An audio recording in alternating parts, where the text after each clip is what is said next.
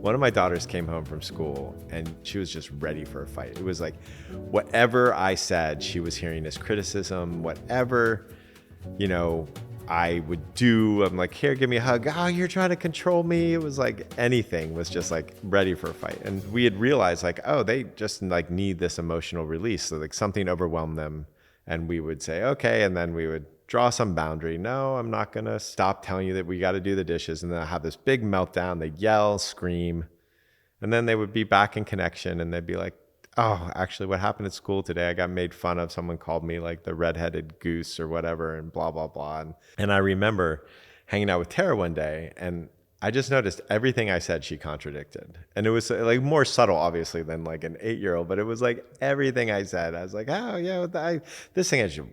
Well, why did you do it that way? That doesn't seem like, and then why did you do it? It was just like one criticism after another, which is very unlike Tara. And I would even I even tested it. I was like, oh, I'm going to contradict myself and I'm going to agree with her. And I did. I agreed with her. And then she was like, no, why would you ever do that? And so I was like, oh, this is the same thing. She has this big pent up emotional experience that she needs to get out. And this is the safe place. She knows that if she's going to be angry here, she's still going to get loved. Like I'm still going to be here for her the next day. This is the safe place to have that emotional release. And then I started realizing one day, like I was doing the same thing. I came home and I had a shitty day and I was like, I'm contradicting everything Tara says. I'm like, I'm looking for that fight.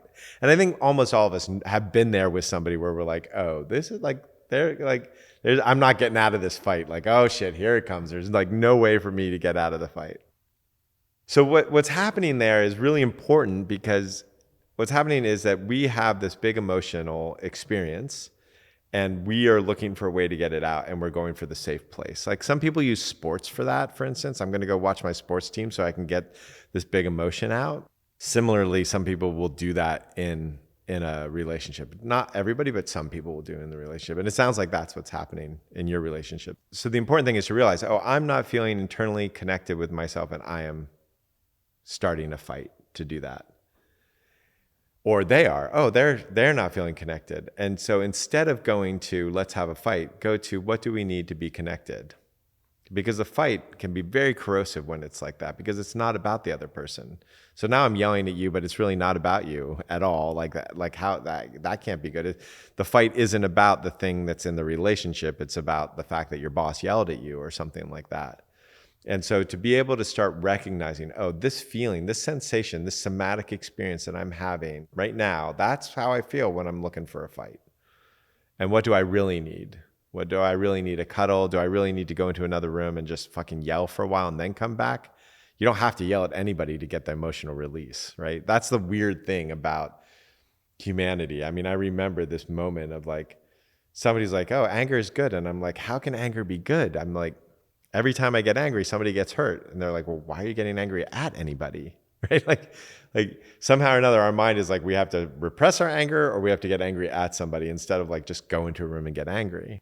And I highly recommend if you see a fight where this is happening, say, hey, let's just go and yell in other rooms and then come back together so that you don't have to actually have this like false emotional outlet at somebody to discover what the real thing is happening for you. Instead, just go and have the emotional outlet without hurting each other. Get the yelling, get the crying, get whatever needs to happen that's not at each other. And then come back and then have the discussion, whatever that discussion is. And it works wonders. It's such an easy thing to do. Say, oh, it looks like we want to get in a fight. Let's just go yell and then we'll come back. It's just a simple thing. And then you're not taking your emotion out on somebody else. You're just getting your emotions out and then you're solving the problem.